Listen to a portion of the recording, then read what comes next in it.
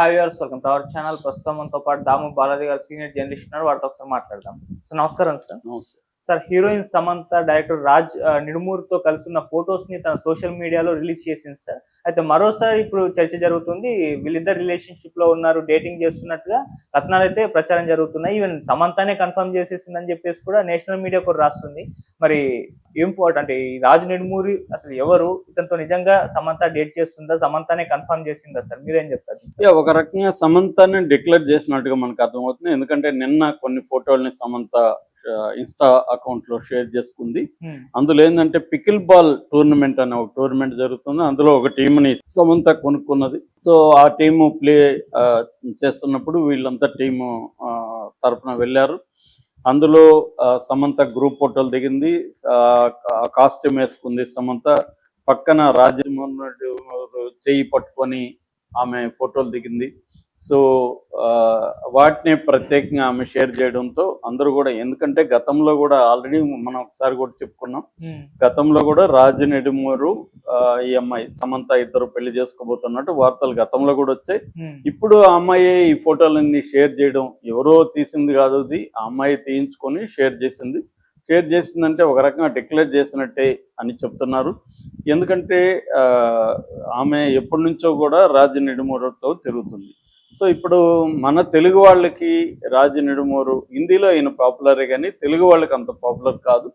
ఎవరు ఈ రాజ్ నిడుమూరు అనేది మనం కాస్త చెప్పుకుందాం. రాజ్ నిడుమూరు అండ్ డీకే, రాజ్ అండ్ డీకే వీళ్ళిద్దరూ ఒక దర్శకులు, తర్వాత స్క్రీన్ రైటర్లు, ప్రొడ్యూసర్లు. వీళ్ళిద్దరూ యాక్చువల్గా తెలుగు వాళ్ళు. ఇంకా చెప్పాలంటే మా చిత్తూరు జిల్లా. సో ఈ రాజ్ నిడుమూరు తిరుపతి, వీళ్ళిద్దరూ ఎస్వి ఇంజనీరింగ్ కాలేజీలో ఇంజనీరింగ్ చదువుకున్నారు. చదువుకుంటున్నప్పుడే వీటి కాలేజీలో ఎటువంటి కల్చరల్ యాక్టివిటీస్ ఉన్నా వీళ్ళిద్దరూ యాక్టివ్గా పార్టిసిపేట్ చేసేవాళ్ళు. దాని తర్వాత వీళ్ళు అమెరికాకి ఎంఎస్ చేయడానికి వెళ్ళారు. అక్కడ వీళ్ళకి ఏంటంటే సినిమా ఫిల్మ్ మేకింగ్ మీద ఇంట్రెస్ట్ పెరిగింది. దాంతో వీళ్ళు ఫిల్మ్ మేకింగ్ ఎలా నేర్చుకోవాలి ఏంటి అనేది రకరకాల కుస్తీలు పడి చిన్న కెమెరా ఒకటి కొనుక్కొని కనబడిందంత షూట్ చేయడం, దాన్ని మళ్ళీ ఎడిట్ చేయించుకోవడం, ఇలాగా ట్రై చేస్తూ వచ్చారు. ఈ లోపల వాళ్ళకి ఏంటంటే రాబర్ట్ రోడ్రిగ్స్ అని ఒక మెక్సికన్ ఫిల్మ్ మేకర్ ఉన్నాడు. ఆయన ఒక బుక్ రాశాడు. అదేంటంటే రెబల్ వితౌట్ ఏ క్రూ. ఆ బుక్ పేరు క్రూ లేకుండా రెబల్గా ఎలా ఉండాలి అంటే, క్రూ అంటే ఏంటి, సినిమా తీయడానికి మనకి ఎడిటరు, కెమెరామ్యాన్, మిగతా వాళ్ళు కావాలి కదా, వాళ్ళు ఎవరూ లేకుండా నువ్వే ఎట్లా సినిమా చేయొచ్చు అని ఆయన బుక్ రాశాడు. బుక్ రాసేదే కాకుండా ఆయన ఒక చిన్న నో బడ్జెట్ అంటారు దాన్ని, ఒక చిన్న బడ్జెట్తో ఆయన ఎల్ మెరియాచ్ అనే సినిమా తీశాడు. దాని తర్వాత డెస్పరాడో సినిమా తీశాడు, once upon A time in Mexico. ఇలాగా హాలీవుడ్లోనే చాలా మంది ఫిల్మ్ మేకర్స్ని ఆయన ఇన్ఫ్లుయెన్స్ చేయగలిగాడు. ఎవరు? ఈ రాబర్ట్ రోడ్రిగ్స్. క్వెంటిన్ టొరాంటినోతో టైఅప్ అయ్యి సినిమాలు తీశారు. అలాగా ఆయన ఒక రకంగా నో బడ్జెట్ నుంచి అట్లా వెళ్ళిన వాళ్ళు. అట్లాగే మనకి క్రిస్టఫర్ నోలన్ ఉన్నాడు కదా, ఆయన కూడా ఒకప్పుడు ఫాలోయింగ్ అనే ఒక సినిమా తీస్తాడు. అది కూడా నో బడ్జెట్ సినిమా అని పెట్టాడు. అంటే ఎవరితో ఫ్రెండ్ దగ్గర కెమెరా తీసుకోవడం, ఇంకొక ఫ్రెండ్ దగ్గర సిస్టమ్ తీసుకోవడం, అలాగా అంటే మన సర్కిల్ను ఉపయోగించి బడ్జెట్ లేకుండా సినిమాలు తీయడం ఎలా అనేది ఇలాంటి డైరెక్టర్ నుంచి వీళ్ళిద్దరు నేర్చుకున్నారు, రాజ్ అండ్ డీకే. నేర్చుకొని వీళ్ళు ఏం చేశారంటే ఫస్ట్ 5 నిమిషాలు, 6 నిమిషాలు, 7 నిమిషాలు అట్లా షార్ట్ ఫిల్మ్స్ తీశారు. ఒక షాదీ.com అని, జస్ట్ మీ అని షార్ట్ ఫిల్మ్స్ ఇలాంటివి తీశారు. దాని తర్వాత వాళ్ళకి కొంత ఫ్రెండ్ సర్కిల్లో బడ్జెట్ పెట్టేవాళ్ళు వచ్చారు. అట్లాగే వీళ్ళు కూడా కొంత అర్న్ చేశారు. ఈ డబ్బులంతా తీసుకున్న వాళ్ళు ఫ్లేవర్స్ అనే ఒక సినిమా తీశారు. అది చాలా హట్కేగా ఉంటుంది. నేను అప్పుడే రిలీజ్ అయినప్పుడే చూశాను. 2003లో వచ్చింది ఫ్లేవర్స్. ఒక రొమాంటిక్ కామెడీ. దాన్ని తీస్తే దానివల్ల వీళ్ళకి పేరు వచ్చింది, కొంత డబ్బులు కూడా వచ్చింది. అక్కడ నుంచి వీళ్ళ ఐడియా ఏమంటే ఇండియాలో సినిమాలు తీయాలని, ఎందుకంటే వీళ్ళు ఇండియన్ ఆరిజిన్ కాబట్టి. సో దాంతో వీళ్ళకి సరిగా ఇబ్బందులు అయ్యి వీళ్ళు వెళ్ళిపోయారు. మళ్ళీ వెళ్ళిపోయి మళ్ళీ కొంత డబ్బులు సంపాదించుకొని మళ్ళీ వచ్చారు. ఈ లోపల ఇంకొంత ఒక అనుభవం వచ్చింది, కొంత పరిచయాలు వచ్చాయి. దీంతో 99 అనే సినిమా తీశారు ఫస్ట్. అది కొంత పేరు వచ్చింది. దాని తర్వాత షోర్ ఇన్ ద సిటీ అని ఒక సినిమా తీశారు. అది యాక్తా కపూర్ కొనుక్కున్నది. అక్కడ నుంచి వీళ్ళకి ఇంకా సినిమాలు రావడం మొదలుపెట్టాయి. దాని తర్వాత గోవా గాన్ అనే ఒక సినిమా తీశారు. ఇది క్రైమ్ కామెడీ అనమాట. వీళ్ళు ఎక్కువగా క్రైమ్ కామెడీస్ ఎక్కువ ఉంటాయి వీళ్ళది. అట్లాగే హారర్ కామెడీస్ ఈ జానరాలు ఎక్కువ ఉంటారు. అట్లాగే happy ending, gentleman, Sri అని ఇప్పుడు శ్రీ 2 ఎంత పెద్ద హిట్ అయింది తెలియదు, ఫస్ట్ తీసింది వీళ్ళు అనమాట. శ్రీ అని హారర్ కామెడీ తీశారు, దానికి మంచి డబ్బులు వచ్చాయి. దాని తర్వాత వీళ్ళు ఈ 2 గంటల్లో మనం కథ చెప్పలేము, డీటెయిల్ ఫార్మేట్ లో చెప్దామని వెబ్ సిరీస్ లెక్క వచ్చారు. వెబ్ సిరీస్ లో ఫ్యామిలీ మ్యాన్ తీశారు.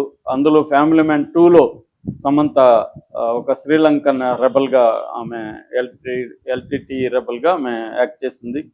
సో అక్కడ నుంచి రాజ్ నెడుమూరికి ఈమెకి పరిచయం ఏర్పడింది. దాని తర్వాత వాళ్ళిద్దరూ ఫర్జయ్ అనే ఒక సినిమా, ఒక వెబ్ సిరీస్ తీశారు. దాని తర్వాత సిటడెల్ హనీ బన్నీ అని తీశారు, అందులో కూడా ఏముంది. ఇప్పుడు రక్త బ్రహ్మాండ్ ద బ్లడీ కింగ్డమ్ అని ఒకటి తీస్తున్నారు, అందులో కూడా ఈ అమ్మాయి మెయిన్ రోల్ వేస్తుంది. అంటే ఫ్యామిలీ మ్యాన్, తర్వాత సిటడెల్, తర్వాత రక్త బ్రహ్మాండం, మూడిట్లో కూడా ఈ అమ్మాయి వరుసగా చేయడానికి కారణం కూడా రాజ్ నెడుమూరితో డేటింగ్ లో ఉండడమే అనేది వార్తలు వినిపిస్తున్నాయి. ఎందుకంటే రాజ్ నెడుమూరికి ఫ్యామిలీ డే అనే ఒక అమ్మాయితో పెళ్ళయింది, అయితే వాళ్ళిద్దరూ విడాకులు తీసుకున్నారని చెప్తున్నారు. సో ఇప్పుడు సమంతతో డేటింగ్ లో ఉన్నారు, బట్ అనౌన్స్ ఎప్పుడు చేయాలనేది వాళ్ళు ఇంకా అఫీషియల్ గా డిసైడ్ చేసుకోలేదు. అయితే ఈ లోపల మామూలుగానే సమంత కథ మనకు తెలుసు. ఆమె తన జీవితంలో జరిగే బాధలు కానీ సంతోషాలు కానీ ఏవైనా సోషల్ మీడియాలో పంచుకోవడం ఆయనకు అలవాటు. ఆమె సోషల్లీ వెరీ యాక్టివ్. మొన్న కూడా కేరళలో ఒక అబ్బాయి చిన్నపిల్లవాడు డ్రాగింగ్ బలి చనిపోతే తన పర్సనల్ లైఫ్ లో జరిగేవి అన్ని కూడా ఆమె షేర్ చేసుకుంటుంది. ఒక రకంగా అది బిజినెస్ మోడల్ కూడా ఆమెకి. ఎందుకంటే ఇటు ఎక్స్ లో కానీ ఇటు ఇన్స్టాలో కానీ పోస్టులు పెడితే డబ్బులు కూడా వస్తాయి ఆమెకి. అంటే పెద్ద ఎత్తున డబ్బులు, దాదాపు 1-2 కోట్ల వరకు కూడా డబ్బులు వస్తాయి. సో అందువల్ల అదొకటి. రెండోది, నిరంతరం పబ్లిసిటీలో కనబడాలి, లైమ్ లైట్ లో ఉండాలి. Limelight, out of sight is out of frame is out of sight అంటారు. ఫ్రేమ్ లో ఉండాలి మనుషులు, అది కూడా ఈమెకు బాగా తెలుసు.